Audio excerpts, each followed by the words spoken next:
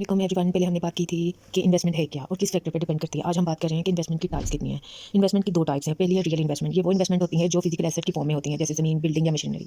In asset की खास बात यह है कि ये टेंजिबल होती है, यानी इन्हें फिजिकल देखकर और छू सकते हैं। रियल इन्वेस्टमेंट ज़्यादातर लॉन्ग टर्म होती है क्योंकि इनकी वैल्यू वक्त के साथ साथ बढ़ती है। फॉर एग्जाम्पल, आपने कोई प्लॉट खरीदा है या कोई फैक्ट्री में मशीनरी लगाई है, ये वो चीज़ें हैं आपके लिए कि एक लॉन्ग टर्म इनकम का रिसोर्स बन सकती हैं। लैंड और बिल्डिंग की वैल्यू वक्त के साथ साथ एप्रिशिएट करती है और मशीनरी जो होती है वो आपको प्रोडक्शन करके अर्निंग देती है। तो रियल इन्वेस्टमेंट में लिक्विडिटी के चांसेस कम होते हैं, लेकिन स्टेबिलिटी और टेंजिबल वैल्यू इसकी बहुत ज़्यादा होती है।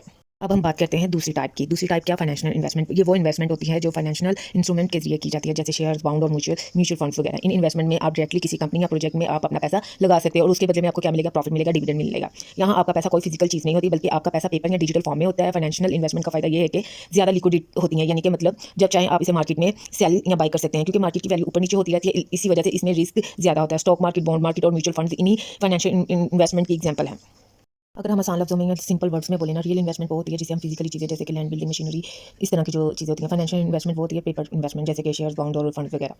सो अगर आप चाहते हैं कि आप सेफ और लॉन्ग टर्म ग्रोथ के लिए इन्वेस्टमेंट करें, तो आपके लिए रियल इन्वेस्टमेंट एक अच्छी अपॉर्चुनिटी या चॉइस है। लेकिन अगर आप फ्लेक्सिबल और क्विक रिटर्न चाहते हैं कि मुझे फॉरन रिटर्न मिले, तो फाइनेंशियल इन्वेस्टमेंट ज़्यादा सूटेबल होती है। इन्वेस्टमेंट करने का असल मकसद क्या होता है? चलिए अब हम ये समझते हैं। देखो, हर इंसान इन्वेस्टमेंट इसलिए करता है कि वो अपने पैसे से फ्यूचर में ज़्यादा पैसा कमा सके। लेकिन ये जो कमाना, इनकम, प्रॉफिट, रिटर्न, ये जो कुछ भी है, ये अलग अलग फॉर्म में होती हैं और इसी बेस पर इन्वेस्टमेंट के मुख्तलिफ पर्पस सामने आते हैं। चलिए हम एक एक करके इसे समझते हैं।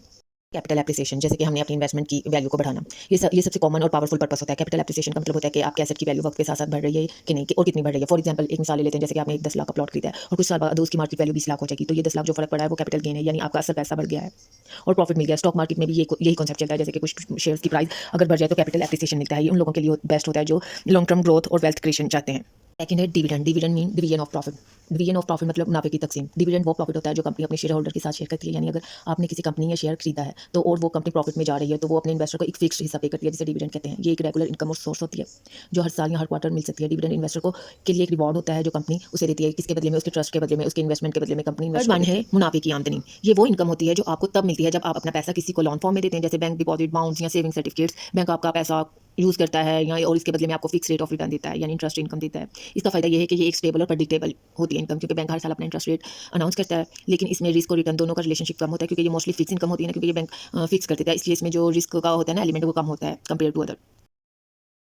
सो ये था आज का व्लॉग। मिलते हैं नेक्स्ट व्लॉग में। नेक्स्ट हम इसके न्यूमेरिकल करेंगे रिटर्न को ही लेके।